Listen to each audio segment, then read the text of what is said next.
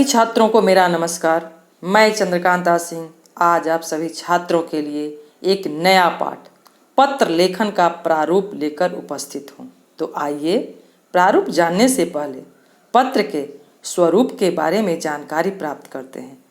पत्र लेखन जीवन का एक महत्वपूर्ण कौशल है जिसके माध्यम से हम लोग अपने विचारों एवं भावों को अभिव्यक्त करने के लिए पत्र लेखन का प्रयोग करते हैं जो हम लोगों को समाज से जोड़ता है। तो बच्चों, पत्र के स्वरूप जानने के बाद अब हम लोग पत्र के प्रकार पर आते हैं कि पत्र कितने प्रकार के होते हैं। तो यहाँ बताया जाता है कि पत्र सामान्यतः दो प्रकार के होते हैं। पहला औपचारिक पत्र जिसे हम अंग्रेजी में फॉर्मल लेटर कहते हैं। दूसरा अनौपचारिक पत्र जिसे हम इनफॉर्मल लेटर कहते हैं। तो बच्चों, औपचारिक और अनौपचारिक पत्र हम किसे कहते हैं और किसे लिखा जाता है इसके बारे में जानकारी प्राप्त करते हैं। तो सबसे पहले हम औपचारिक पत्र के बारे में जानकारी प्राप्त करते हैं कि औपचारिक पत्र किसे लिखा जाता है। तो औपचारिक पत्र कहा जाता है कि सरकारी, गैर सरकारी, प्रार्थना पत्र, आवेदन पत्र, संपादक तथा व्यावसायिक पत्र आदि औपचारिक पत्र के अंतर्गत आते हैं। तो बच्चों, अब आपको जानकारी प्राप्त हो चुकी कि औपचारिक पत्र हम किसे लिखते हैं। तो अब हम अनौपचारिक पत्र के बारे में भी जानकारी प्राप्त कर लेते हैं कि अनौपचारिक पत्र किसे लिखा जाता है।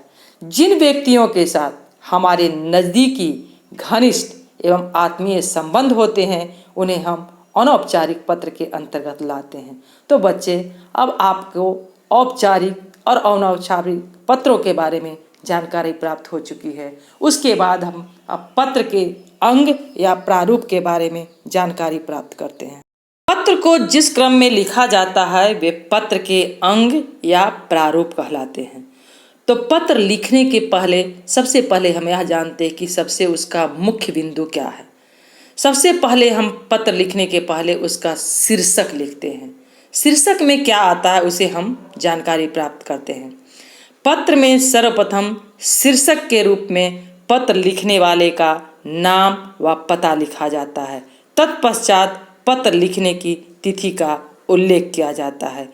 परीक्षा में पूछे गए औपचारिक एवं अनौपचारिक पत्र में नाम का उल्लेख न होने पर परीक्षा भवन लिखा जाता है। यह सब पत्र के बाईं ओर सबसे ऊपर लिखा जाता है। औपचारिक पत्रों के अंतर्गत विषय का उल्लेख किया जाता है जबकि अनौपचारिक पत्र में विषय का उल्लेख नहीं किया जाता है। दूसरा उसका है संबोधन का उल्लेख।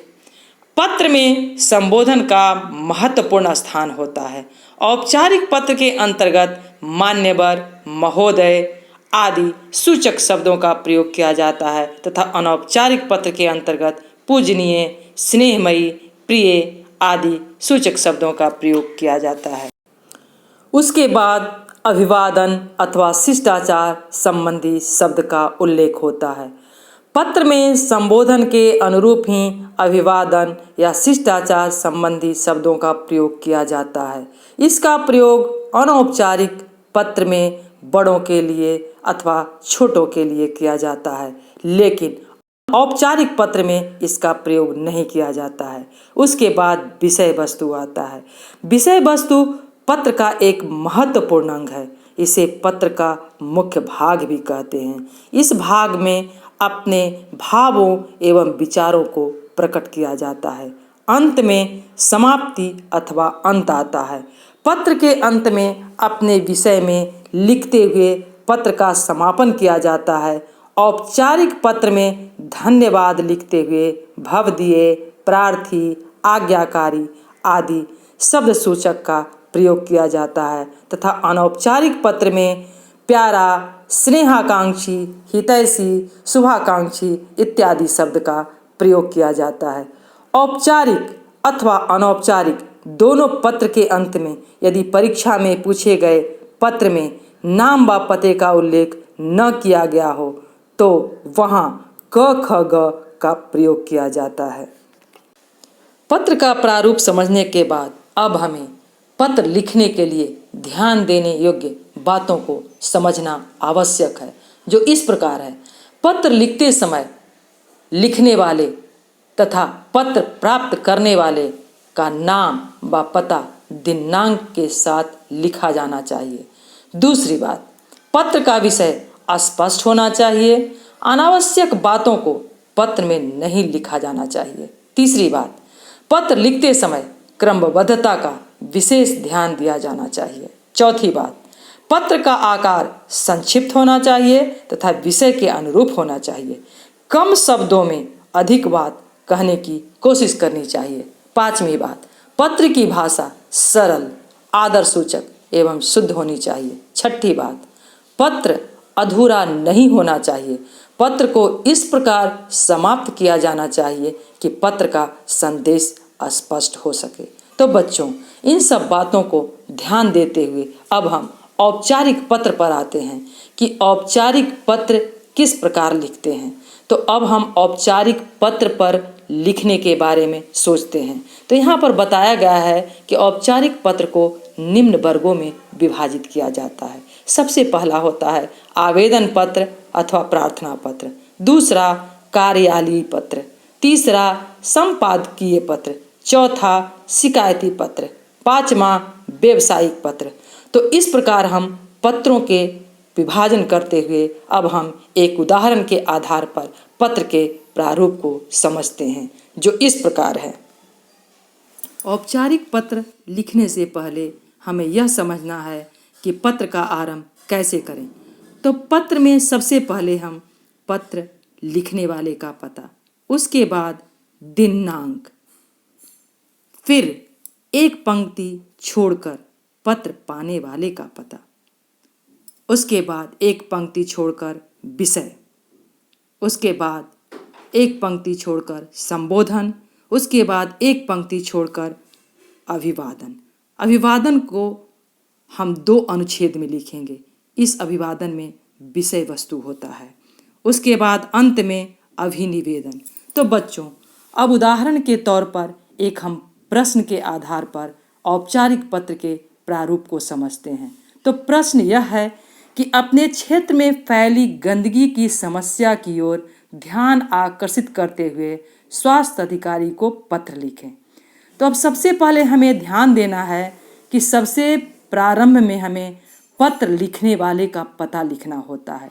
तो इसमें सबसे पहले हम लिखेंगे, क्योंकि हम परीक्षा भवन से लिख रहे हैं, तो सबसे पहले परीक्षा भवन लिखेंगे, कॉमा देंगे, उसके बाद स्थान का नाम दिल्ली, पटना या क, उसके बाद दिनांक, उसके बाद एक पंक्ति छोड़कर पत्र पाने वाले का पता, जैसे सेवा में श्रीमान स्वास्थ्य अधिकारी पटना या दिल्ली नगर निगम, कॉमा, फिर स्थान का पिन कोड, उसके बाद एक पंक्ति छोड़कर विषय, क्षेत्र में फैली गंदगी की समस्या में, उसके बाद एक पंक्ति छोड़कर महोदय, उसके बाद एक पंक्ति छोड़कर विषय वस्तु पर हम आते हैं, जो इस प्रकार है। इस पत्र के माध्यम से मैं आपका ध्यान अपने क्षेत्र में चारों ओर फैली गंदगी की ओर आकर्षित करना चाहती हूँ या चाहता हूँ। मैं आदर्श नगर का निवासी हूँ, जो किसी समय सबसे अधिक साफ सुथरा क्षेत्र माना जाता था, किंतु आज इस क्षेत्र की दशा अत्यंत चिंताजनक है। जगह जगह कूड़े के ढेर लगे हुए हैं, जिन पर मच्छर एवं मक्खियां भिनभिनाते रहते हैं, जिसके कारण हमारे क्षेत्र में रह रहे लोगों में मलेरिया तथा अन्य बीमारियों के फैलने का खतरा भी दिन प्रतिदिन बढ़ता जा रहा है। हमारे क्षेत्र में गंदगी इतनी बढ़ गई है कि क्षेत्र से जाने वाले लोगों का नाक बंद करके निकलना पड़ता है। इस कारण लोगों का जीना दूभर हो गया है।